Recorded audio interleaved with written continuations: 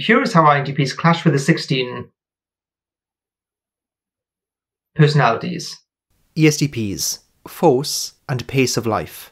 Their clash with ESTPs comes from feeling forced, pushed around, and energetically imposed upon. ESTPs live life on offense. INTPs are energy conservers by comparison. They can run an empire from their caves. Being dragged out of them often doesn't seem worth it. If they had their way, INTPs would meander through life at a pace dictated solely by the curiosity and sense of intellectual flow. ESTPs move too fast and too much for them, jumping in, taking the chance, pushing up against limits and boundaries. For INTPs, having an ESTP barge into their life and take them somewhere and giving them new experiences is like taking a large unruly dog for a walk that continually pulls on its leash, except in this case, the dog is walking them. This is good for INTPs. They need it, but it's uncomfortable and a source of clashes. So INTPs see ESTPs as a source of new experiences and growth, but also as too forceful.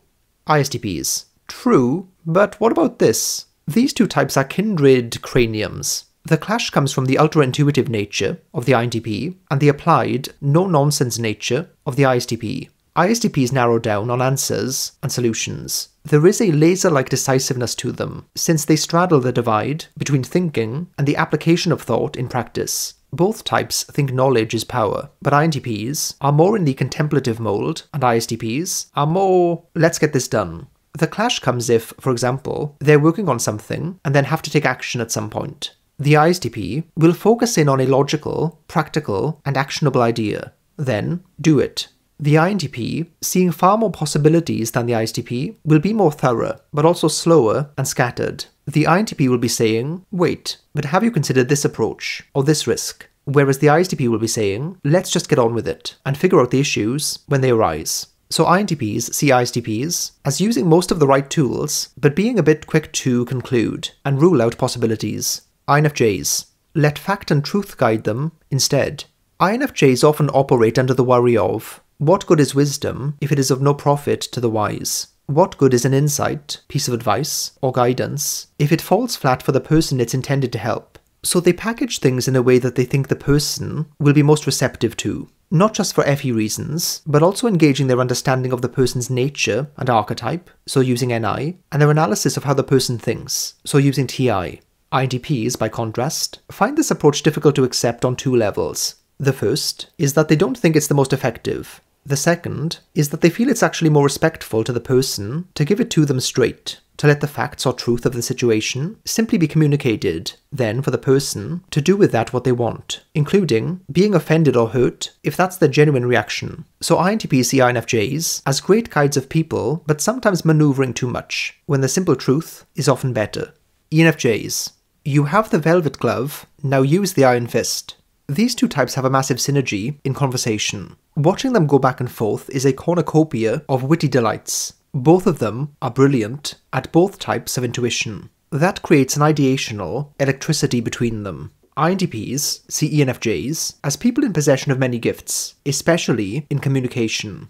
Because of that, they naturally think, if you can deliver something so convincingly and persuasively, then why not make it something more hard-hitting? Surely that's the reason to have style, as a gateway to substance. The overly placating tendency that ENFJs can sometimes have will cause clashes with INTPs. INTPs see ENFJs as still pulling their punches, even when they're not punching, somehow.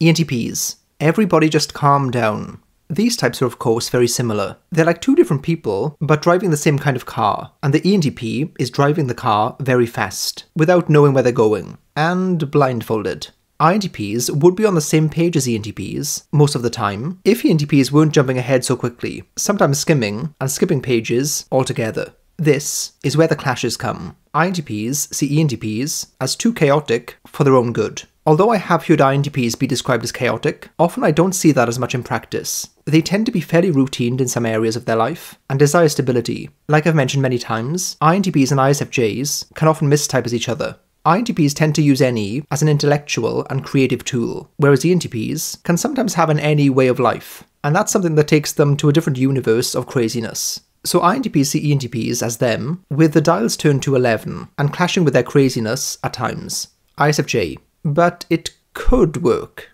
I'll base this one on my observations of these types in the wild. The clash often comes when the INTP is suggesting, as opposed to insisting, that an idea or approach is possible, and the ISFJ is dismissing it, and implying it's unrealistic and just not doable. What's particularly comical about this is that the INTP often doesn't care about the ISFJ actually implementing an idea they have. They just want to prove it's possible, especially when doubted. So it's very theoretical on the part of the INTP. That's kind of ironic, actually. The ISFJ objecting on the grounds of the thing not being practical, and the INTP trying to prove that it is practical, but only in theory. I think that INTPs see ISFJs as, so often, one slight idea upgrade from being extremely powerful. ESFJs, you're doing it all backwards. Much is made of the dual relationship, with people theorizing that there could be an amazing complementarity where each type makes up for the weaknesses of the other. More often, though, there can be a clash. This tends to come from the INTP thinking that the ESFJ is simply prioritizing the wrong things in life. To them, the ESFJ might seem overly concerned with trivial social matters and day-to-day concerns that lack either depth or high-level exploration. It seems like they're wasting so much energy on, well, humans.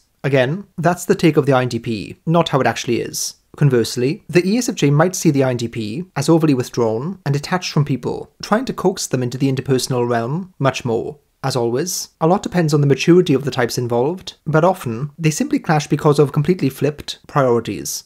ENTJs. Understand it first. INTPs marvel at the ENTJ's capacity to make things happen, but they have a TI-TE clash with them. An ENTJ will often prioritize the utility of a thing, asking, how is this useful to me? If something has immediate or obvious application, then they might not deep dive further into it. They've already moved on to the next thing they want to get done. INTPs, by comparison, can't help but plunge themselves into the analysis of a thing, mining the hidden gems beneath the surface and, relevantly for the ENTJ, as it happens, also discovering unique applications for a thing. That is why these two types can have an excellent synergy and working relationship. INTPs get frustrated with the ENTJs when they don't take the time to fully understand a thing beyond its more overt value as a tool for them.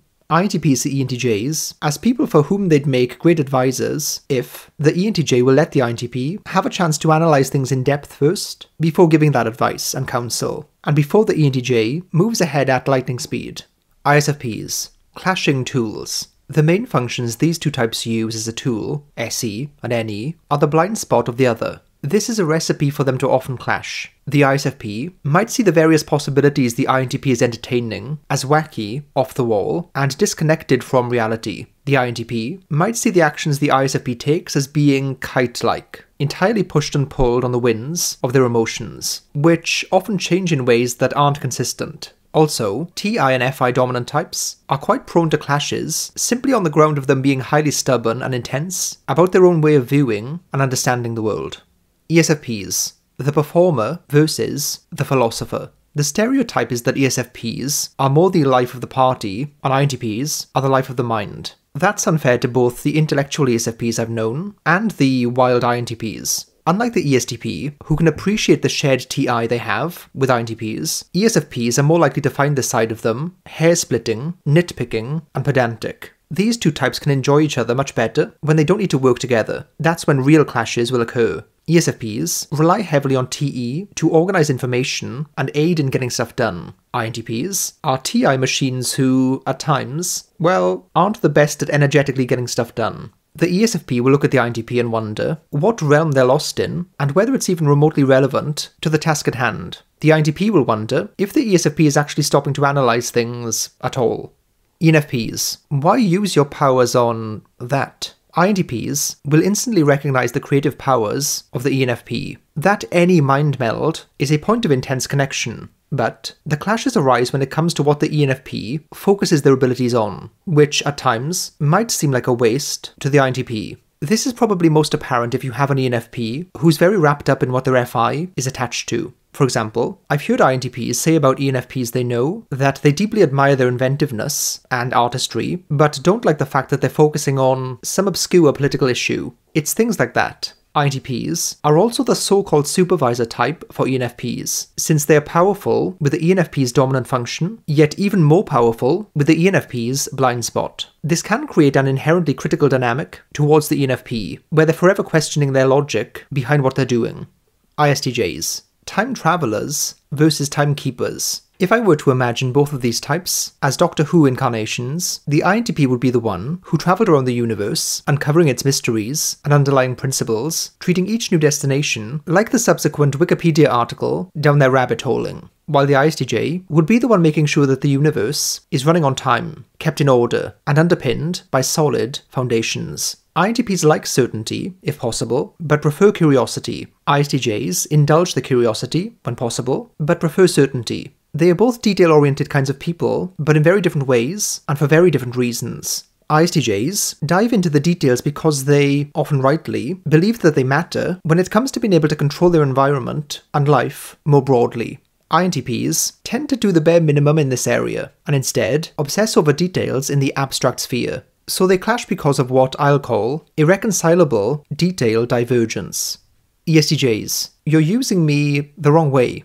ESTJs are not the best at delegating or deferring. The latter is more relevant in this case. They sometimes try to make INTPs do stuff, instead of taking their advice on board, using them as sounding boards, and integrating their ideas into their own approach. That is the dynamic that usually works best between them. It doesn't work when the ESTJ is bossing around the INTP and trying to push them from pillar to post. That's usually where the clash comes. ESTJs might be the best doers, the best implementers, the best executors, so the logical dynamic between them is to have the INTP as the advisor. They clash when these roles are not the right way around. INTJs, architect meets gardener. The dynamic between INTJs and INTPs can be aptly compared to George R.R. Martin's analogy of architects and gardeners in the world of authors. INTJs are the architects, meticulously designing and structuring their ideas and plans with precision and a clear end goal in mind. They build concepts and strategies with definitive blueprints, valuing order, efficiency, and results. On the other hand, INTPs are more like gardeners, cultivating their thoughts and theories in a more organic, exploratory manner. They nurture ideas, allowing them to grow and evolve naturally, often without a fixed objective or path in mind. While INTJs are drawing up plans and constructing intellectual edifices, INTPs are sowing seeds of thought, tending to the growth and unexpected developments in their conceptual landscapes.